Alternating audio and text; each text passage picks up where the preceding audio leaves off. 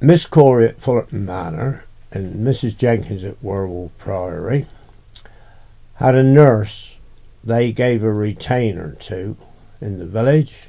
She lived in a house in the village to look after the women during childbirth. That was the main object of it.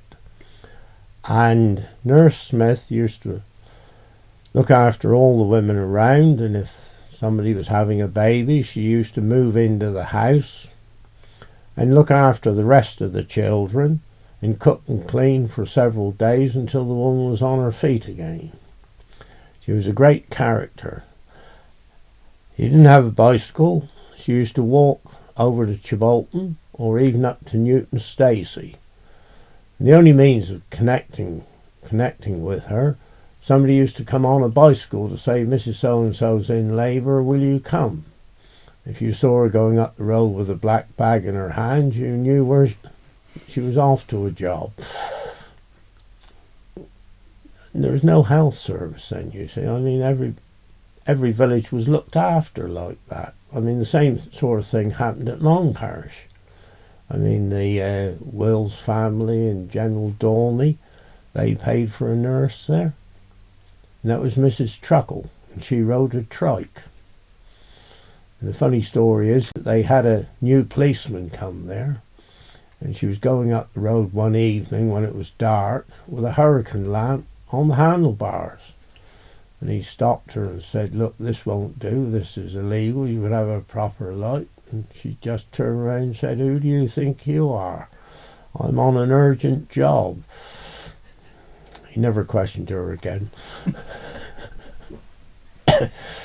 Before there was many lorries about, most of the local farmers used to sell their wheat to MacDougall's mill in Andover.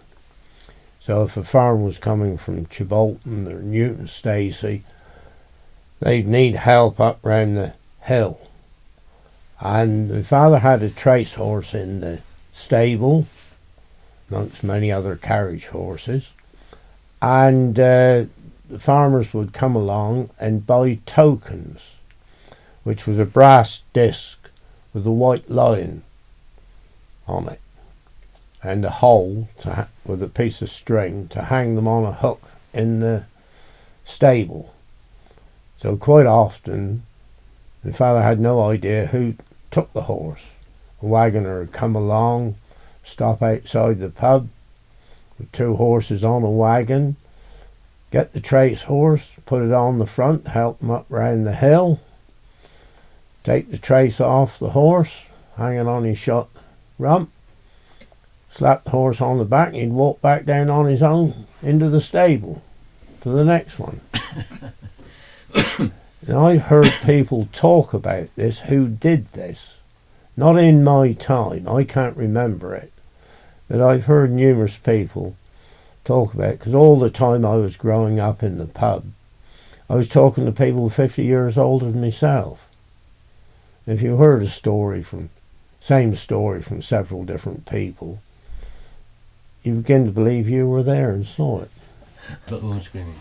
In 1928, Charlie Grace, a builder from Clatford, built the house up on the Hairpin Bend, Abbey Oak, which was a beautiful house, and he moved in with his housekeeper, which nobody knew at the time.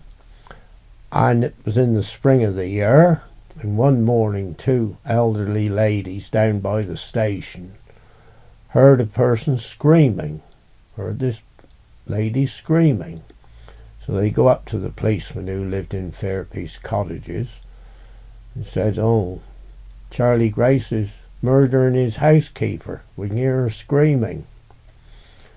And so the policeman puts his tunic on, his helmet, and goes up to Charlie and said, knocks the door, and Charlie comes to the door and said, what's the trouble? And he said, well, I report that your housekeeper was screaming. You were murdering her. He said, oh no, nothing like that, the policeman. He said she was at the bedroom window exercising her vocal cords. Didn't you know she was an opera singer? And what you've got to remember is the fact that nobody in the village had heard an opera singer. There was no wireless sets about, no television. None of these women had ever been to a opera or anything like that. And there's a very thin dividing line between opera singing and screaming, isn't it? That's great. You've got to agree with that I one. can't deny that, yes. I've never heard it before. You could. It's a very fine line, isn't it? Yes. Which is crossed more than once, I can tell Yeah. That's great. Yeah, I love that. In 1928, there was a terrific snowstorm when the road up the top of the hill to Andover was blocked for 3 weeks. Wow. They had to dig it out with shovels, cart it out into the fields, and horses and carts. The interesting thing about it is that the postman still arrived every day. It is a bit later than usual because there was a very high wind when it snowed, and it blew it into the hollows and filled up the roads between the hedges, and the fields were quite clear. You could walk across the fields from Andover with the mail, and he did so for 3 weeks until the road was reopened. When Brian was running it, all right, he got by because he had the post office and a lot of pensioners, which they do get a certain amount on turnover, and they put themselves out to order everything that people wanted, and they did a delivery around the village twice a week. But nobody's going to make any real money out of it anymore, not village shops. The only good point about the shop closing, it'll keep the one open in Chibolton that much longer, because there's more and more people go there for their pensions, you see. Do you think that even the Chibolton shop's under threat? I shouldn't think so. No. But it's a great shame that there isn't a shop here, isn't it? It is. It is a great shame, and it's made a lot of difference to the village. I mean, a few weeks ago there was somebody in hospital for a fortnight before I heard about it. Whereas when the shop was open, whenever I was out in the garden, people coming by, which I would see 4 or 5 people every morning, you all passed the time of day and they said something and news circulated, but now it doesn't.